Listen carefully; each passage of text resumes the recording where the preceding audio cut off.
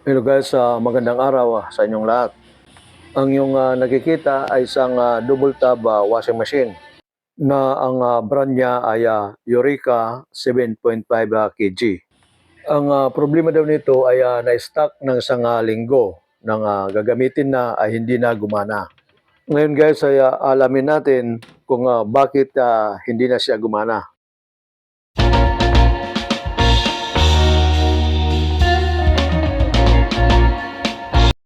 Dito guys, ang unang gagawin natin ay siyempre ay titingnan natin yung kanyang wirings.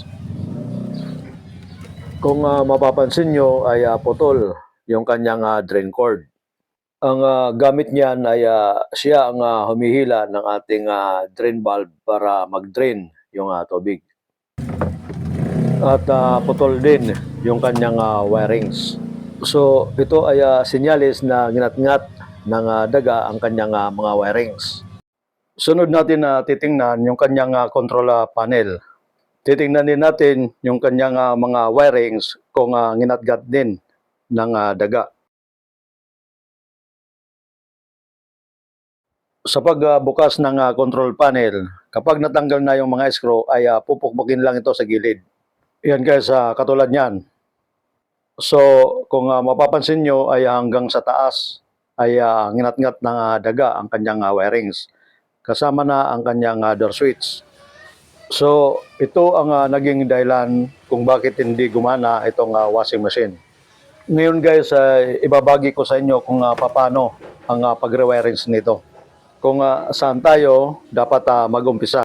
Sa pag-rewirings nito, ang technique nito ay mag-uumpisa tayo dito sa taas. Ito ang timer switch ng dryer motor. Kung mapapansin nyo ay may dalawang terminal lang ang dryer motor timer switch. Itong terminal naman na nginat-ngat ng daga ay galing ng timer switch ng wash motor. Iyan ang drain switch at katabi niya yung wash timer. Dito guys ay kinakailangan natin na baklasin yung kanyang wirings para makita natin yung tatlong terminal na bumaba papunta doon sa motor.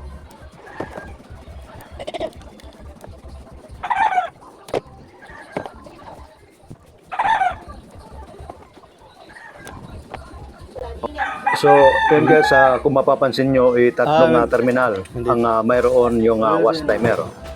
Ngayon ay unahin natin yung common. Ito ang white wire. Yan guys ay isang terminal. Sunod naman natin na gagawin ay kanyang reverse terminal or forward terminal.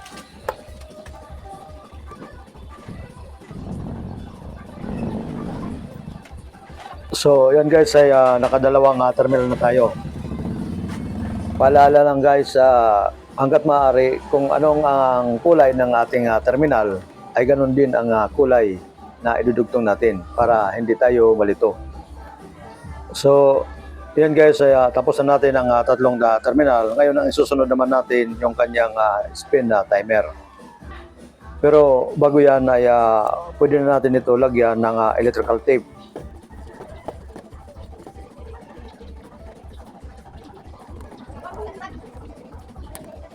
So, yan na guys ang terminal ng spin timer. Sa spin timer natin ay nakakabit lang yan sa common na terminal. Kumbaga sa line 2 terminal.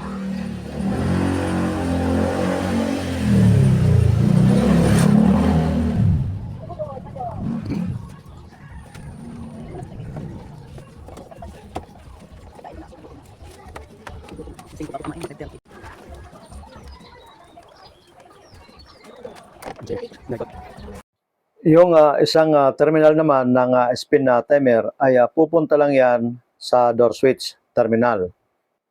Kumbaga nakaseries lang yan sa door switch.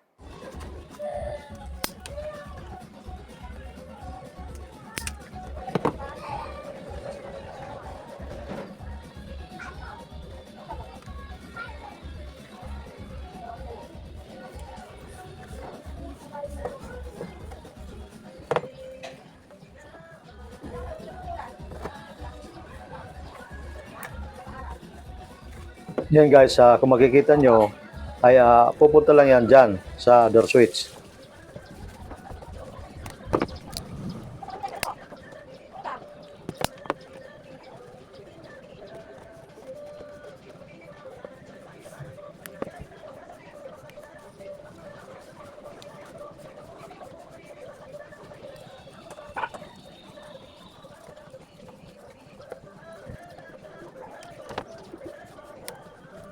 Ngayon ang susunod natin yung terminal naman ng door switch. Sa door switch sa terminal, yan ngayon ang bababa papunta doon sa capacitor. Dito guys ay kinukumpleto lang natin yung 4 na drop wire. Yan guys, kung mapapansin nyo, blue yung ginamit kong wire. Wala nang available na wire na katulad yan. At kaya blue ang ginamit ko para madali matandaan na yan ay galing sa door switch. So, yan ngayon ang ating 4 na drop wire na terminal. Ang mahalaga dyan sa ating 4 na drop wire ay alam natin kung saan ang common. Ang common natin dyan ay white wire terminal. At dapat ay alam natin ang terminal na nanggaling sa door switch. Yan ang blue terminal.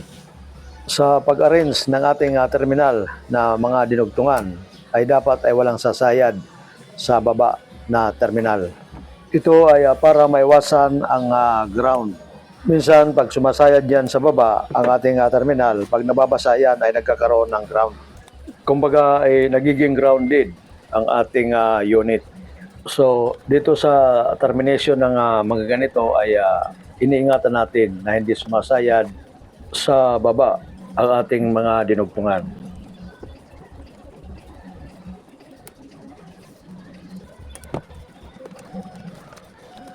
So, yan na guys, tapos na ang ating drop wire. Ang susunod natin na gagawin bago natin ito balik ang ating control board ay gagawin muna natin yung kanyang drain switch. Lalagyan lang natin ng panibagong drain cord.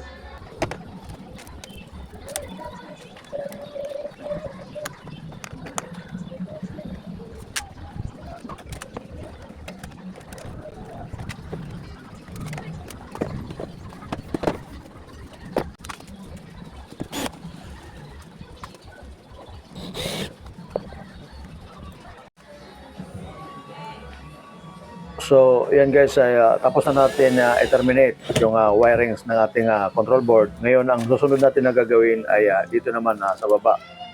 Kung mapapansin nyo, 4 na wire lang na terminal ang mayroon dito sa baba. Ang ating drop wire, inuulit ko ay 4 din. Ang 4 na drop wire na galing sa taas, ang 3 terminal ay galing ng wash motor. Ang isang blue terminal ay galing ng door switch. Ngayon, pagdating sa baba sa pag-terminate, ay hahanapin lang natin kung saan dyan yung para sa wash motor at para sa spin motor. Halimbawa ito, kung makikita nyo, pinaka-electrical tip yan. So tatanggalin lang natin yung electrical tip at ititrace natin kung saan dyan yung para sa wash motor at spin motor. At kung mapapansin nyo, dual capacitor ang ginamit dito. So ititrace lang natin kung saan dyan yung para sa spin motor at kung saan dyan ang para sa wash motor. At ititrace din natin kung saan dyan yung galing ng power cord. Kapag may makita kayong 3 terminal na magkakasama, yan ay para sa wash motor. So ito rin, 3 terminal din siya na magkakasama. So yan ang para sa wash motor. Yung yellow terminal, para makasiguro tayo sa kapasitor na para sa wash motor, ay titingnan natin yung kanyang microfarad. Ang para sa kapasitor ay mataas ang microfarad niya. Ang para sa spin motor ay mas bababa ang rating ng kanyang microfarad. So titingnan natin itong kapasitor. Yan guys, kung makikita nyo, yan ay 9 microfarad. At ito naman ay 4 microfarad. So yan ang para sa spin motor, yung 4 microfarad. At ito naman, yung 9 microfarad, yan ay para sa wash motor. At dyan ay hindi pwede tayo magkamali at hindi pwede yan mabaliktad. Ibig sabihin guys ay hindi pwede ikabit yung 9 microfarad sa spin na motor. At ang 4 microfarad naman ay hindi pwede ikabit sa wash motor.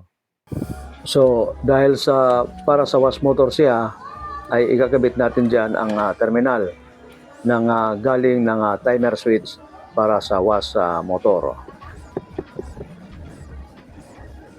So, ayan guys, tapos na natin ang isang terminal. Ngayon, ikakabit naman natin yung isang terminal para sa wash motor.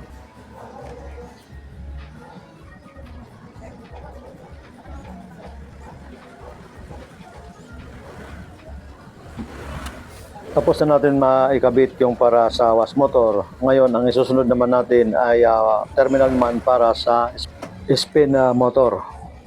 Yung blue terminal ay nanggaling yan sa door switch, ay pupunta yan dan sa kapasitor. At magsasama yan sa isang terminal ng motor, yung run terminal.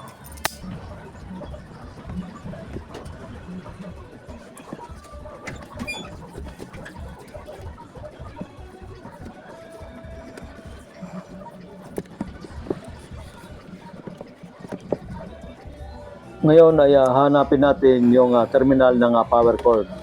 Dalawang terminal lang naman yan. Yung power cord natin ay may line 1 at line 2. Yung line 1 ay diretso yan sa terminal ng motor. Yung common terminal ng wash motor at common terminal ng spin motor.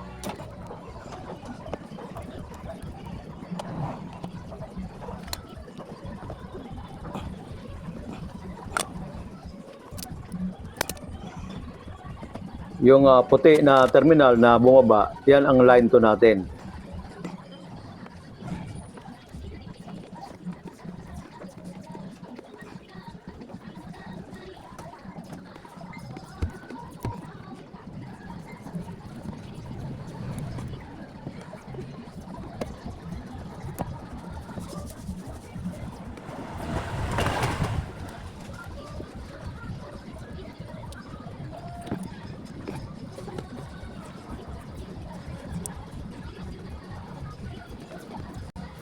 So, ayan guys, tapos na natin ma-terminate lahat.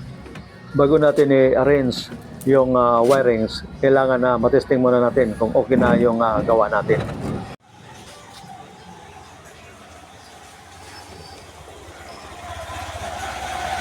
Uunahin natin yung kanyang wash tub.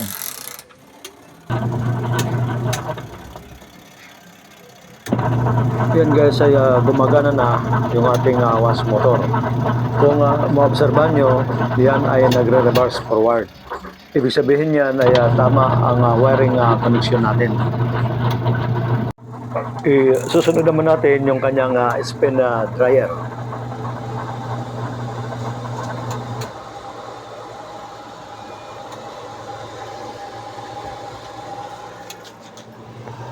Yan guys, kung maobserbahan nyo ay gumagana yung ating spin motor. Ibig sabihin yan ay tama ang ating wiring connection. Bago ako magtapos o magpaalam, nais kong ipakita muna sa inyo ang aking ginawang diagram upang malaman nyo kung paano natin ginawa ang ating rewiring. So guys, ang ginawa kong schematic diagram or pictorial diagram sa ginawa nating wiring connection.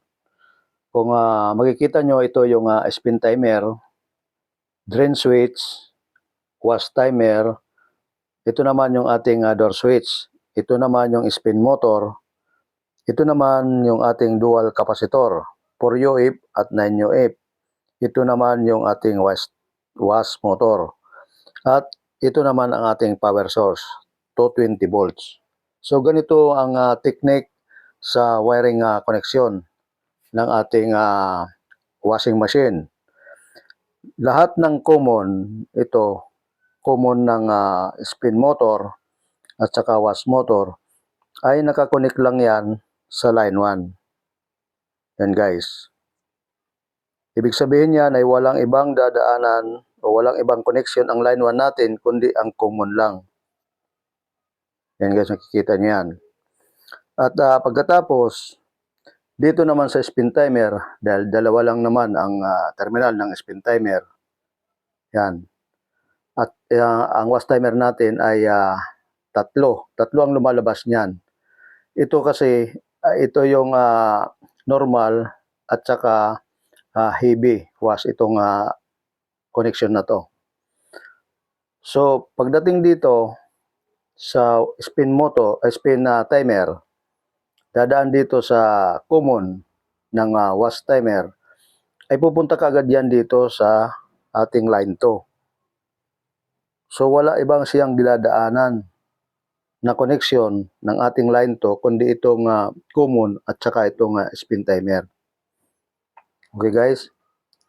At ito naman na dalawang terminal na galing ng wash timer ay didiretso lang yan dito sa ating kapasitor at sa ating terminal na dalawa dito sa ating wash motor. So kung makikita nyo yan, tatlo ang nagiging connection dyan na terminal dito. Tatlo palagi yan. So wala siyang ibang dadaanan kundi yan, kapasitor at saka dito sa terminal ng ating wash motor. So kung makikita nyo yan ay 9UF. Yan guys, kahit ito magkapalit ay walang problema yan dahil ito ay reverse forward lang yan. Ngayon, ang kabilang terminal naman ng ating spin timer ay dadaan lang yan dito sa door switch. Yan guys ang door switch natin. Ito kasi nag-o-open close yan. Pag sinasara natin yung cover ng ating spin tab ay nagko-close yan. Itong switch na to. Didiretso dito yan ang kabilang terminal sa spin motor terminal at dadaan dito sa ating kapasitor. Kaya tatlo yan sila dyan. Yan, tatlo yan sila na magka-connection. Tapos ang isang terminal naman ng ating spin timer ay dadaan lang dito yan sa ating isang kapasitor. Dito guys, hindi ito pwede magkapalit. Nandyan naman yan sa diagram nitong spin motor. Dahil ang ikot niyan ay counterclockwise. So, yan ang ginawa nating wiring connection ng ating washing machine. Dito na lamang guys, maraming salamat sa inyong panonood. Sana'y nakapagbigay ako sa inyo ng konting kalaman or idea patungkol sa ating ginawang wiring connection.